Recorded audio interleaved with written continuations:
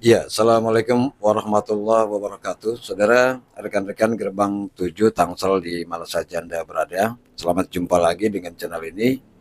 Saya sudah hampir 1 bulan lebih tidak mengupload video karena memang ada tugas dan keperluan di luar yang tidak bisa saya tinggalkan.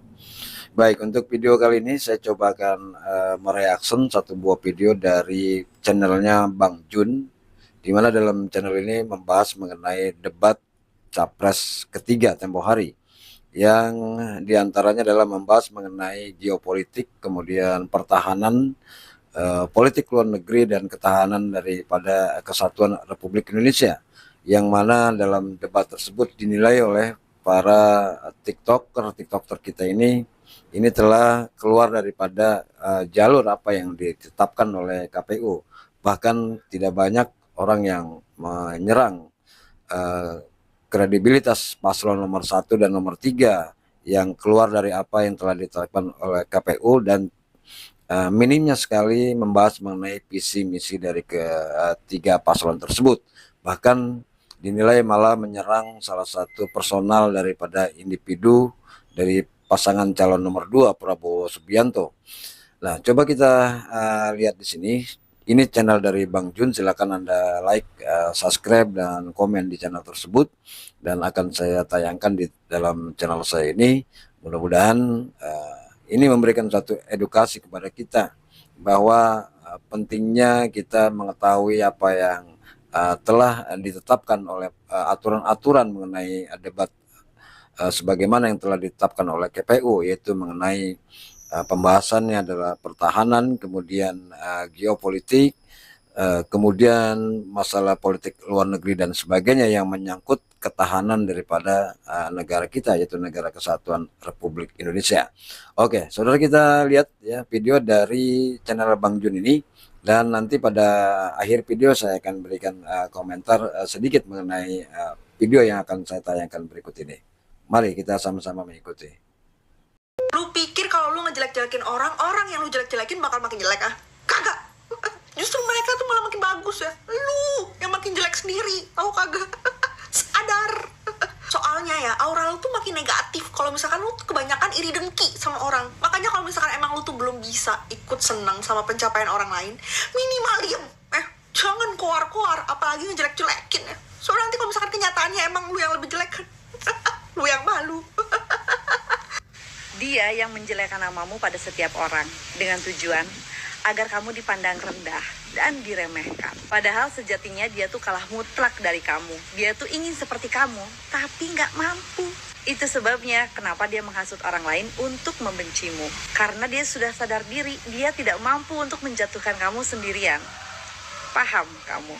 Jujur syok ngelihat debat tadi malam. Kayak kita punya diari nih ya, digembok. Terus teman kita, buka dong diari lu, bacain tuh di depan umum semuanya. Kita kan mau tahu tuh isi hidup lu kayak gimana. Buka dong, penasaran kalau emang lu gak ada apa-apa. Bukan masalah ada apa gak ada kenapa-kenapa.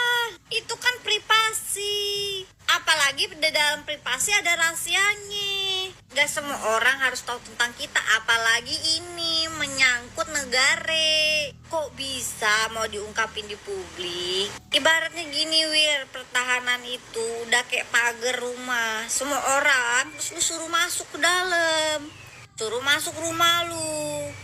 Terus udah gitu, udah suruh masuk ke rumah, lu nunjukin dah tuh berangkas lu di mana, tas-tas mahal lu di mana, barang-barang branded lu di mana. Buat apa fungsinya Wir kayak begitu Wir, yang ada dirampok. Kan gak semua orang yang datang ke rumah lu kenal, lagian juga gak semua orang juga yang datang ke rumah lu seneng juga sama lu dan punya niat baik. Lah apalagi ini, gak habis pikir gue, sumpah. Jadinya tuh semalam gue cuman ngeliat anak kecil ributan mainan. Yang satu punya mainan bagus nih, terus gak mau dibuka kardusnya. Yang dua ini ngerengek-rengek, buka dong, bongkar dong. Punya siapa itu? Kan yang berwenang sampai saat ini siapa untuk ngebuka kardusnya? Lagian itu kan juga rahasia dan privasi besar. Kok bisa kayak gitu doang sebagai cawapres gitu loh? Punten banget.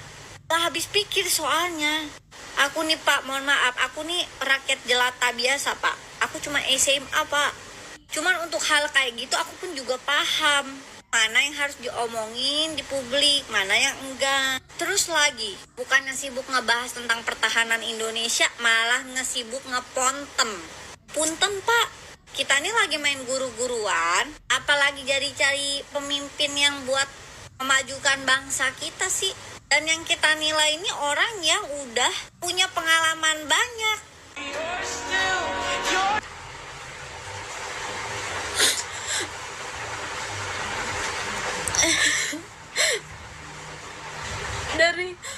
Dari debat capres yang pernah gue tonton selama ini, nggak tahu kenapa debat capres kali ini, apalagi tadi malam, itu beneran bikin gue sakit hati banget.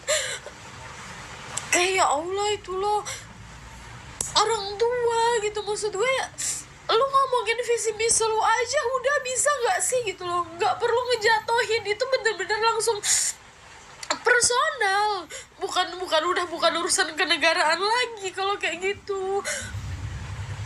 Sakit hati banget gue, sumpah.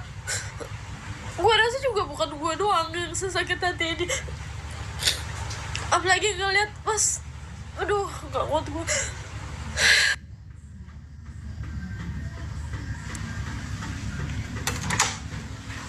Astaga, masih kita lihat sayang. Sekira sudah, Bi. Gak bisa, FFN full ini, gak bisa, jangan nangis dulu. Secinta apakah kalian sama Prabowo, Marsha? Dari dulu sudah coblos Prabowo, tapi ada. Udah nangis.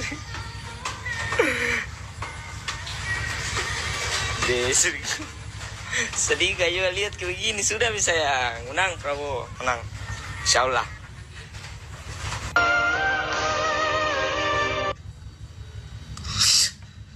Bapak, kenapa Bapak diem, Pak? Kenapa nggak Bapak serang balik mereka? Lu benci sama gua sampai ngejelekin gua di mana-mana. Nyari teman untuk ngejatuhin gua ya? Kenapa? Nggak sanggup ngejatuhin gue sendirian ya? Haha, sabar ya, Cuk. Makin dibiarin, makin nggak sadar diri. Orang yang dibaikin malah nggak tahu diri, apalagi sampai ngejelek-jelekin. Bicaranya hebat, buktinya cacat. Hei Bung, casing hulu kok mulut Hello Kitty. Ngaca, Cuk. Aku paham banget mimik muka Pak Prabowo. Mimik yang udah kayak gue tuh kalau gue nih ya, kalau gue pribadi ya, gue kalau udah gak bisa ngomong apa-apa lagi nih, dibalik-balik nih kenyataannya, faktanya ini, gue udah cuman kayak diem ngeliatin tuh orang sampai ngela napas gitu, udah sampai di sini gitu, terus buang napas. Sakitnya tuh kayak udah gak bisa diomongin lagi juga gitu, karena udah kayak kelewatan banget. Kayak ngomong sama orang kayak gitu yang suka ngebolak-balik fakta, yang suka bener-bener pinter ya ngebolak-balik kata gitu, pinter ngomong lah. Kita mau ngomong fakta, ada data juga pun percuma, Wir. Kita bakalan coba untuk gimana caranya memanipulasi orang atau audiens yang dia lagi ngomong gitu, supaya dia kelihatan betul. Jadi aku nih ngelihat mata Pak Prabowo tuh kayak mata orang yang bukan marah ya, tapi kayak lebih kecewa. Ya ampun, kok gini ya orang begini ya gitu. Punya banyak pandangan positif sama orang ini. Orang ini dibantu bisa naik ke atas sampai bisa jadi hari ini saingan sama dia, ibarat kata nih. Meskipun ya menurut gue nggak compare lah ya, karena secara pengalaman kan udah jauh banget beda. Jam terbangnya juga udah ya, anak kemarin sore sama yang udah, ya ampun dah. Ibarat kata yang datang buat pas tawuran buat ngedamain anak SMP, sama yang udah terjun membela bangsa dan negara gitu di negara orang. Buat Pak Prabowo, Pak, saya ngelihatnya kok melo ya. Saya tuh gimana ya ngeliat Bapak ya, ada kata-kata yang udah gak bisa diungkapkan lagi, tapi ngerti gitu loh, kita yang nonton ngerti gitu. Pokoknya buat Pak Prabowo maju terus. Aku padamu, Pak, sebagai rakyat. Sekarang jam 3.30 pagi dan aku gak bisa tidur karena mikirin debat capres yang ketiga tadi. Berbicara dari perspektif orang waras dulu. Mari kita lihat teman-teman dari debat perdana capres. Dari awal itu Anies terus-terusan menyerang secara personal kepada Prabowo. Dari situ aku udah ngerasa kayak kenapa sih harus menjatuhkan lawan untuk menaikkan elektabilitas diri sendiri? Apakah pantas seorang pemimpin yang ingin menjadi presiden, yang ingin mendapatkan kekuasaan dengan cara menjatuhkan personal orang lain? Sampai di debat ketiga ini, Pak Anies itu secara terang-terangan berbicara tentang etika. Karena aku belajar tentang etika hukum, aku akan mencoba mengkritik. Barangkali Pak Anies lupa apa yang dia sampaikan itu melanggar etika. Sehingga kami netizen-netizen Konoha ingin menyadarkan Bapak bahwa apa yang Bapak sampaikan itu tidak beretika. Itu poin pertama. Poin yang kedua, bahwa saya melihat Bapak terlihat terlalu arogan dengan kebijakan yang ada sekarang yang dipimpin oleh Pak Jokowi dengan tidak mau melanjutkannya lagi ketika Bapak menjadi presiden nantinya. Menurut saya sih, kalau itu baik ya kenapa harus diberhentikan, terutama soal IKN. Itu kan dananya udah nggak kecil ya. Kemudian Bapak juga terlihat arogan ketika selalu menyinggung Presiden Jokowi dengan tanah segitu, tanah seluas itu. Ya emang kenapa Pak? Itu mah urusan dia. Dia mau beli dengan uang dia berapa hektar ya juga urusan dia. Bapak kenapa bawa-bawa ke ranah debat pilpres Pak? Aneh deh. Malah kami melihat dan menilai kalau Bapak itu terlalu arogan terhadap kebijakan yang ada sekarang. Kemudian terlalu menjatuhkan personal orang lain. Ibarat kayak kacang lupa kulitnya gitu loh. Nggak sah rasanya kalau hanya mengkritik tanpa memberi solusi. Jadi ada baiknya untuk paslon-paslon pilpres ini udah fokus aja sama gagasan yang kalian punya, yang mementingkan dan memikirkan kehidupan bangsa ke depan, bukan menjatuhkan lawan kalian. Jadi bapak-bapak sekarang itu hanya fokus kepada bagaimana gagasan kalian, bagaimana memecahkan solusi atas rintangan dan hambatan yang terjadi di Indonesia 5 tahun ke depan. Udah, enough. Bisa-bisanya menteri terbaik di era Presiden Jokowi dinilai 11/100 oleh menteri yang dipecat.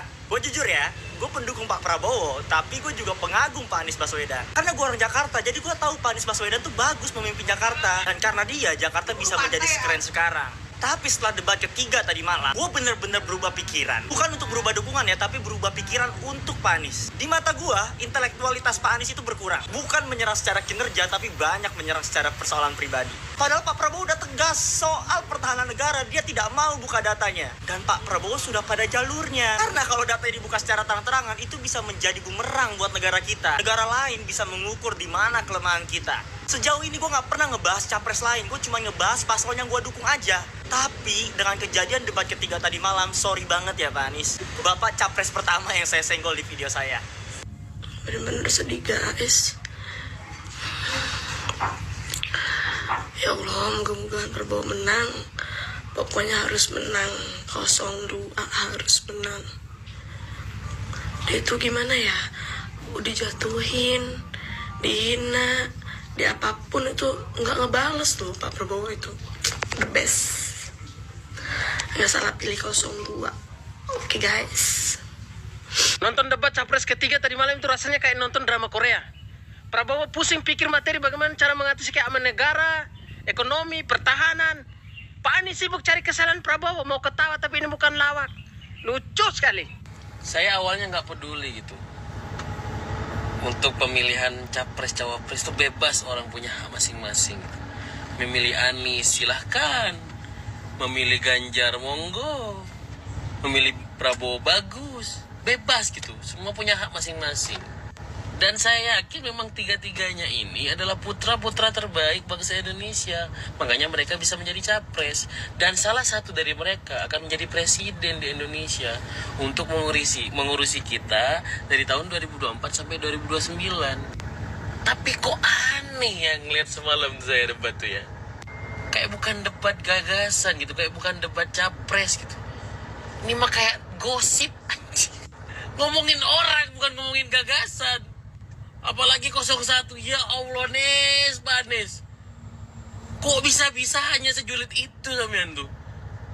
Masih baca komen-komentar di netizen-netizen itu Anies tuh auranya kayak Sengkuni lah Pak. Sengkuni itu tukang memperkeruh masalah Pak. Saya itu sangat kagum loh sama Bapak itu. Retorika Bapak itu bagus sekali itu. Kayak nyusun diksi itu luar biasa. Dan semua lawan maupun kawan itu mengaku itu, Pak.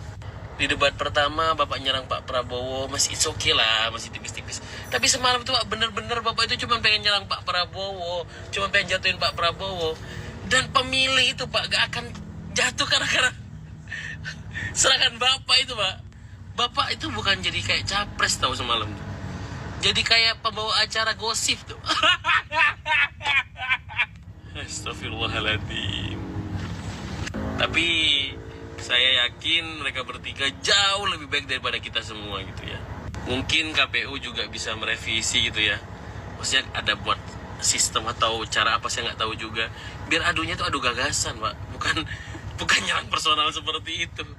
Astagfirullahaladzim. Apakah jangan-jangan benar, Pak? Cuman 3 orang yang nggak bisa dinasihatin. Ini saya lihat di media sosial ya, Pak. Saya selentingan saja melihat gitu. Orang ada 3 orang, tipe orang yang tidak bisa dinasihatin. Yang pertama adalah orang yang sedang jatuh cinta. Yang kedua adalah orang yang sedang marah. Yang ketiga adalah pendukung Pak Anies. Masa kayak gitu, Pak? Kan enggak juga. Saya yakin itu bohong sih itu. Seriously, saya itu tidak pernah masalah kayak mau Pak Prabowo yang menang, Pak Ganjar yang menang, atau Pak Anies yang menang. Nggak pernah peduli, Pak, gitu. Saya yakin semuanya pasti punya pikiran yang baik-baik untuk memajukan Indonesia. Tapi di debat semalam, Pak, aduh hampura, mohon maaf banget. Sebuah orang nago, Pak. Itu bukan Pak Anies sesungguhnya, benar. Apa emang itu Pak Anies sesungguhnya seperti itu? Wallahu a'lam bishawab. Assalamualaikum.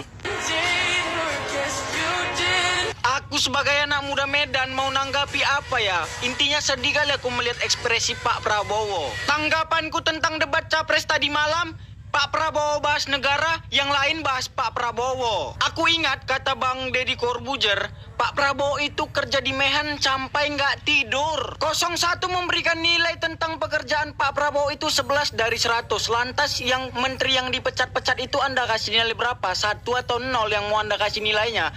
Masa seorang Bapak Prabowo, seorang Menhan yang dikatakan Bang Deddy Corbuzier jarang tidur untuk melakukan tugasnya di Menhan, dikasih nilai 11. Lantas Anda itu berhak dikasih nomor berapa? Kalau bagi saya 1 dari 1000. Makanya ada pebata-bata mengatakan unang pargabus doho kosong sadar. Mungkin Pak Prabowo kalah debat. Mungkin Pak Prabowo kalah di debat cawapres. Tapi Pak Prabowo tidak pernah kalah di hati kami. Kami itu makin yakin pilih 01, tapi bohong. Jadi dari sini kita paham siapa yang berdiri tanpa menjatuhkan lawan. Alin Prabowo.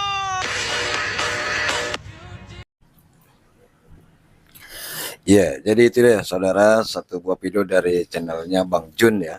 Ini para netizen yang ada di TikTok yang kita lihat sangat kecewa sekali terhadap debat yang tempo hari dilaksanakan. Berbagai macam komentar telah mereka katakan ya. Ada yang mengatakan kacang lupa kulitnya, kemudian ada juga yang mengatakan Prabowo selalu tetap di hati. Nah, dari beberapa komentar sini saya ingin mengomentari sedikit di sini bahwa memang dalam debat kemarin itu sedikit sekali mengacu kepada materi yang disuguhkan mengenai pertahanan, kemudian geopolitik dan politik luar negeri, di mana memang dalam pemaparan para kandidat ya, dari misi yang telah disampaikan pada debat ketiga itu memang saya melihat dan saya menangkap hanya Prabowo yang menjelaskan bahwa pentingnya suatu pertahanan keamanan di negara kita karena Indonesia negara yang sangat luas. Kemudian pentingnya juga hilirisasi ini perlu untuk dilakukan pengamanan secara kuat. Pertahanan keamanan bukan saja menyangkut kepada pertahanan pangan saja, tapi juga ini lebih kepada pertahanan militer kita. Kalau kita memang militer kita lemah, maka tidak ada apa-apanya terhadap perkembangan pangan dan kesejahteraan masyarakat yang kita cita-citakan tentunya. Dan ini juga Pak Prabowo telah menyampaikan juga bagaimana krisis di Gaza. Mereka tidak memiliki suatu kekuatan apapun, ya akibatnya seperti itulah, dengan mudahnya negara-negara asing yang ingin merebut ya, terutama Israel yang ingin merebut Gaza ini dengan mudahnya membombardir ya semua wilayah-wilayah yang ada di Gaza, karena memang disitulah Gaza tidak memiliki suatu tentara yang kuat.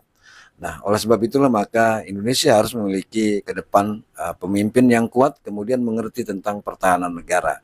Dan dari debat yang kemarin juga saya menilai bahwa ada dua paslon nomor 1 dan nomor 3, kemudian memberikan penilaian kepada paslon nomor 2 tentang kinerja selaku Menhan.